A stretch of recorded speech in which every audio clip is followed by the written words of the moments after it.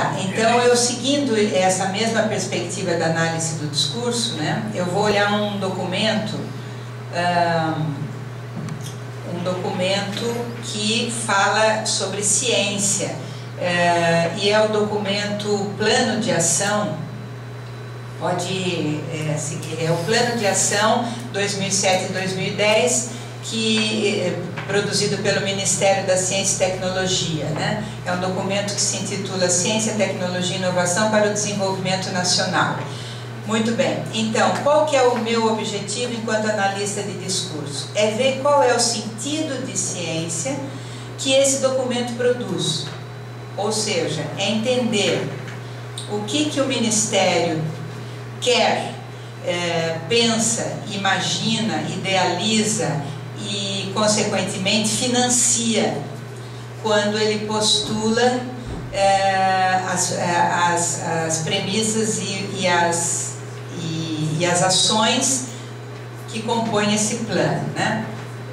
Muito bem, então, antes mesmo dessas premissas, né, tem um quadro aqui que consta desse documento, que é o Comitê de Ciência e Tecnologia, né, apresentado aqui, onde a gente vê os órgãos que estão envolvidos com a questão da ciência para o governo federal.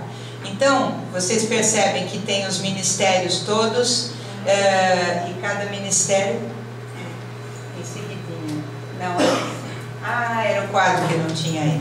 Aquele que você falou, não tem uma figura? Tem um quadro, mas não faz mal. É um quadro onde aparecem os ministérios e cada ministério tem os seus organismos relativos à pesquisa, né? Então, nós temos uns 3 ou 4 organismos em cada ministério. Por exemplo, no Ministério da Saúde a gente tem a Fiocruz e mais um, no Ministério da Indústria uns 3, enfim. Portanto, a ciência é algo que, no primeiro momento, a gente vê disseminada em todos os ministérios. Não é uma questão relacionada nem à academia, né, e nem à pesquisa desenvolvida, por exemplo, no CNPq, nesses organismos que a gente conhece, CAPES e tal. É uma questão para todos os ministérios, principalmente aqueles que trabalham com a verba maior do governo federal, né? Então, por exemplo, aí vem no Ministério de Ciência e Tecnologia, então aí os organismos CNPq, FINEP, Centro de Gestão e Estudos Estratégicos, Agência Espacial, Comissão Nacional de Energia Nuclear e unidades de pesquisa. Bom, aqui tem os organismos que estão filiados, então, a cada ministério, discriminados aí para vocês perceberem quanta gente leva pedaço desse bolo de ciência e de recursos de ciência, né? Então, em cada ministério tem aí todos os seus desdobramentos, que significam recursos distribuídos para a ciência no Brasil. Entre esses tantos ministérios aparece lá o Ministério da Educação. Dentro do Ministério da Educação aparece a CAPES, as universidades e as escolas técnicas. Então, a CAPES, que mantém recursos para os cursos estrito sensu, onde nós estamos, as universidades, que têm, por exemplo, dinheiro para o PIBIC e outros projetos por edital, e as escolas técnicas. Portanto, até aqui era para mostrar para vocês assim, que partícula minúscula que nós somos enquanto produtores de ciência no cenário federal, né? Aí vem as premissas do plano.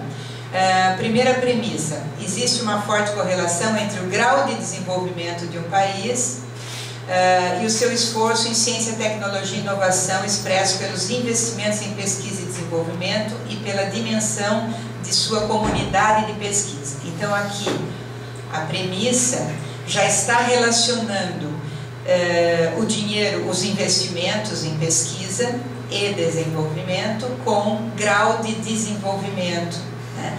E, portanto, a coisa já começa a ir para o campo da produção industrial, como vocês vão ver depois. Então,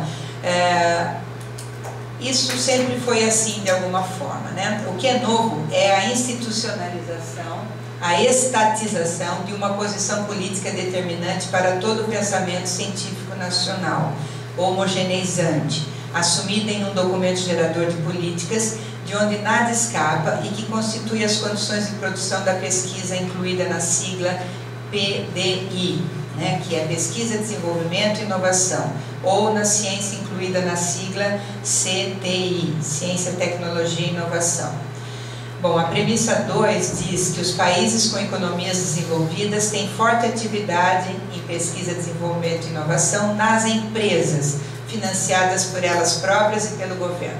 Então agora, além de falar que o dinheiro vai para desenvolvimento e inovação, está dizendo que isso vai acontecer nas empresas, né?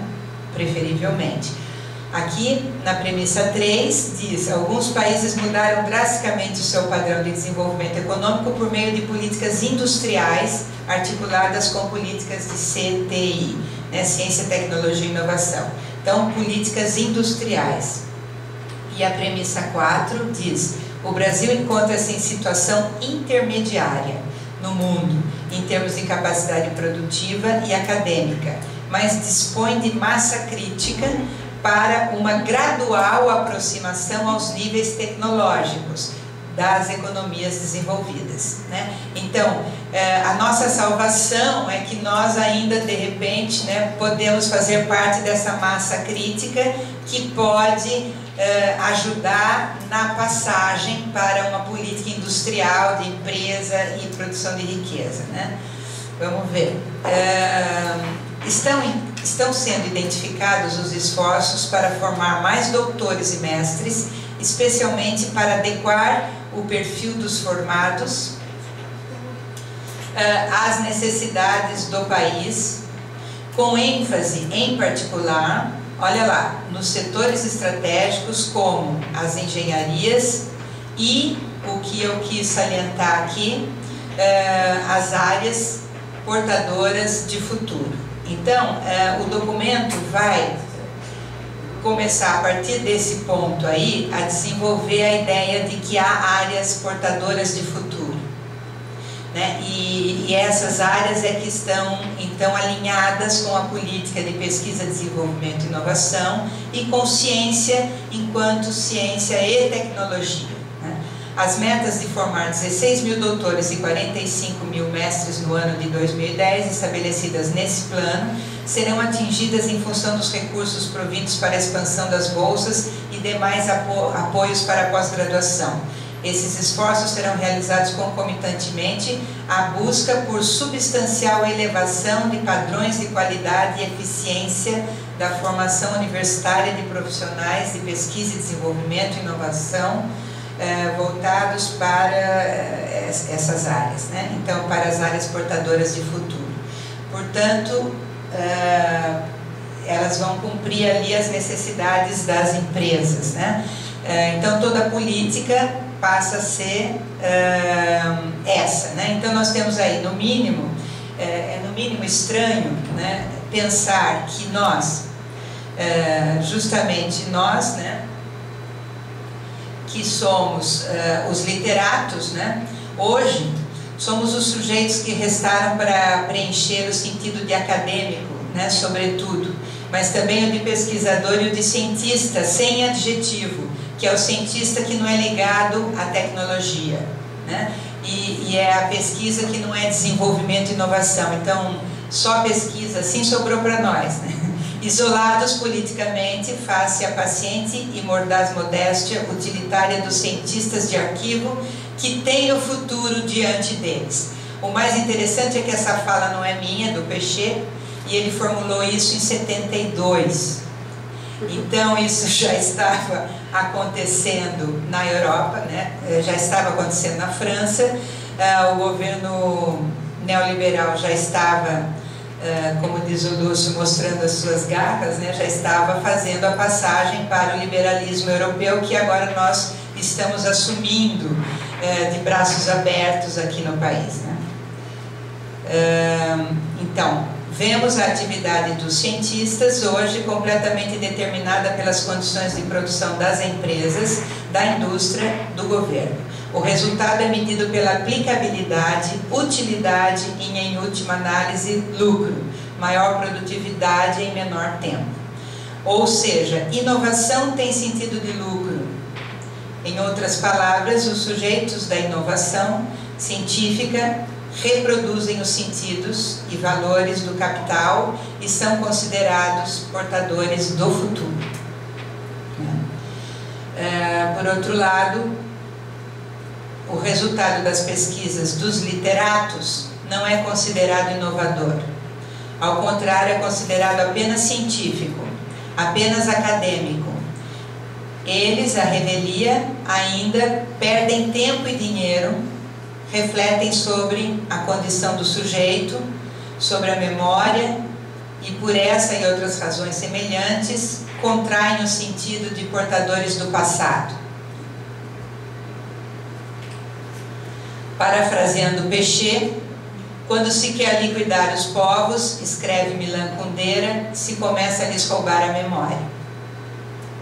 E roubar, aqui, tem o sentido de suprimir, subtrair, substituir. No lugar de pesquisa, pesquisa e desenvolvimento. No lugar de ciência, ciência e tecnologia. É quase natural assumir uma coisa pela outra, né?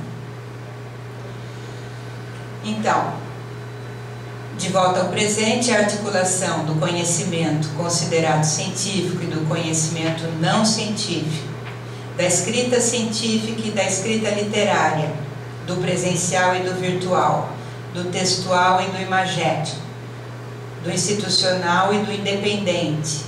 A articulação desses conhecimentos, classicamente excludentes, a meu ver, constitui um lugar de presente. Em outras palavras, um lugar para as ciências humanas, hoje, enquanto áreas portadoras de presente. Então era isso que eu queria trazer para vocês, para a gente refletir, enfim, não é muito animador, né?